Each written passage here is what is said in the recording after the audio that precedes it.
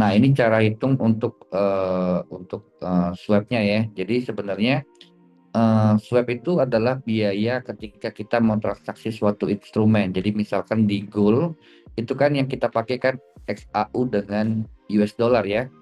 Jadi sebenarnya kenapa kita ketika buy XAU USD itu kena swab itu karena kita membeli XAU atau membeli emas dengan menggunakan mata uang US dollar.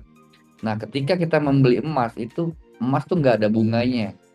Jadi sebenarnya swap itu adalah selisih ketika misalkan di currency di forex itu kan kedua mata uang punya suku bunganya masing-masing ya. Nah, selisihnya itu yang kita kenal swap. Nah, ketika di emas gold dengan US dollar, ketika beli emas tuh kita nggak dapat bunga, beli emas nggak dapat bunga. Sedangkan kita pakai US dollar itu ada yang namanya interest rate yang sering kalian dengar itu the Fed turunin suku bunga toh. Itu adalah suku bunga ketika orang membeli atau menyimpan US dollar. Nah, suku bunga itulah yang dikenain di biaya swap. Jadi contohnya ini swap rate ini adalah suku bunga. Nah, di sini suku bunganya kemarin kan sebelum The Fed menurunkan yang 0,25 itu pas FOMC ya, itu kan 4,5 ya. Sekarang suku bunga eh, Amerika US dollar itu adalah 4,25 toh, yang sering kita dengar Pak Charlie bilang suku bunga diturunkan 0,25% atau 25 basis point ya. Jadi sekarang suku bunga Amerika adalah 4,25%. Jadi ini adalah perhitungan awalnya dulu ya. Lalu dibagi 360 itu perhitungan 1 tahunnya ya. Nah, lalu yang 3.400 ini adalah daily closing price. Jadi ketika kita beli di harga berapa, inilah yang akan dihitung. Harga berapa yang kita, misalkan kita buy ya, yang tadi kena kena swap buy di harga berapa. Ini contoh di harga 3.400 lalu dikali dengan kontrak size emas itu adalah 100 try on lalu dikali jumlah lotnya. Dia transaksinya lotnya berapa ya. Di sini lotnya satu dan ini adalah jumlah harinya ya. Dia nginepnya berapa hari nih? Kalau 1 hari berarti suku bunga ini kurang gede kali. Suku bunga US dollar,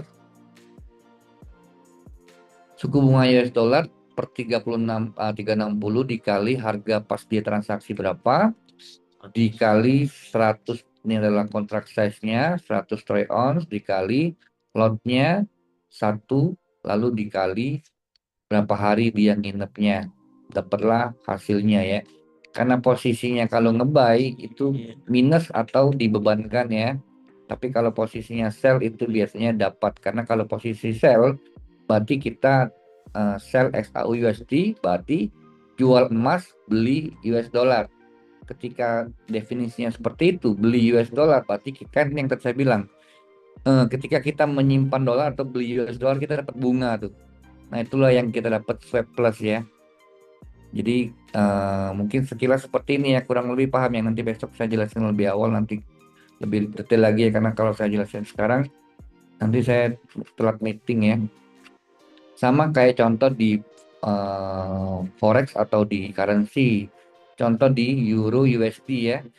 Kalau posisi kita buy euro USD itu berarti sebenarnya definisinya kita beli mata uang euro dan jual US dollar kita. Nah, itu swabnya gimana? Kita lihat mata uang euro itu suku bunganya berapa. Kalau nggak salah mata uang euro itu suku bunganya cuma 2%-an kalau nggak salah. Nah, sedangkan mata uang US dollar tadi kan suku bunganya 4,25 ini ya. Jadi sebenarnya kalau kita beli euro dan dapat bunga cuma 2%, sedangkan kita jual US dollar kita yang harusnya dapat bunganya 4,25, ada selisih 2%. Nah, jadi ketika kita buy euro USD itu akan kena swap karena kita membeli mata uang yang bunganya lebih kecil daripada mata uang yang kita jual ya. Jadi sebenarnya definisinya seperti itu, sama kayak misalkan USD yen. Ketika kita posisi buy USD yen, berarti kita beli US dollar, jual yen kita. Nah, ketika kita sell misalkan di gold, berarti kita jual emas, beli US dollar. Ketika kita buy, berarti kita beli emas dengan menjual US dollar. Nah, jadi kurang lebih seperti ini ya perhitungan untuk swapnya ya. Nanti mau melanjutin yang swap kemarin dulu sedikit ya. Eh, nah, jadi yang kemarin yang saya jelaskan tentang swap itu biasanya perhitungan dari tingkat suku bunga masing-masing currency ya. Nah, ini kalian cara ngelihatnya sudah ada di mailbox-nya yang di MT ya. Jadi di MT5 tinggal lihat aja di mailbox untuk swap rate-nya ya. Ini ya kalau lihatnya ini XUL ini ya gold ya. Ini kodenya yang local London ya. Nah, jadi yang di sebelah kiri ini yang untuk posisi buy ya. Untuk long yang sebelah kiri, yang sebelah kanan ini untuk posisi sell ya. Jadi di TPFX itu di gold itu kalau buy itu kena rate swapnya itu ini ya 3,9 ya. Jadi sell-nya juga kena ini ya. Sell-nya kena tapi cuman lebih kecil 0,1% ya.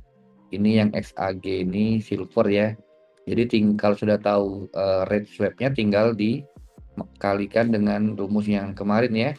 Swap-nya posisinya apa kalau dia buy berarti pakai rate-nya yang ini dikalikan dengan kalau nggak salah kemarin masih enggak ya.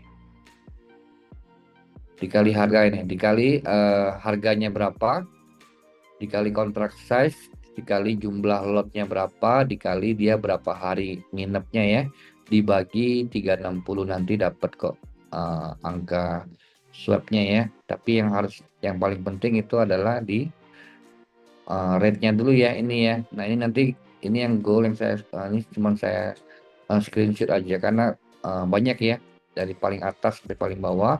Yang free swap itu yang major pair kayak Euro USD, GBP USD itu free swap. Ini pair-pair yang kena swap ya, USD yang kena swap.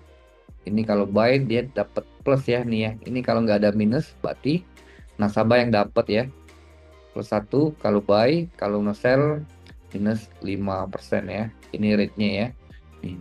Kalau di gold kena semuanya sama kayak di silver ya. Ini single stock ya. Single stock yang kena di buy pasti, yang sell dapat 1,5, ini 7,5 ya. Lumayan besar ya untuk di single stocknya. Ini ya. Nah, jadi ini tentang swap yang kemarin. Oke, kita lanjutkan ke oh ya, ada yang mau ditanyain nggak tentang swap tadi? Cukup jelas ya. Jadi rate-nya bisa lihat di aplikasi Metanya di mailbox-nya ada kelihatan kok interest rate-nya itu rate swap ya.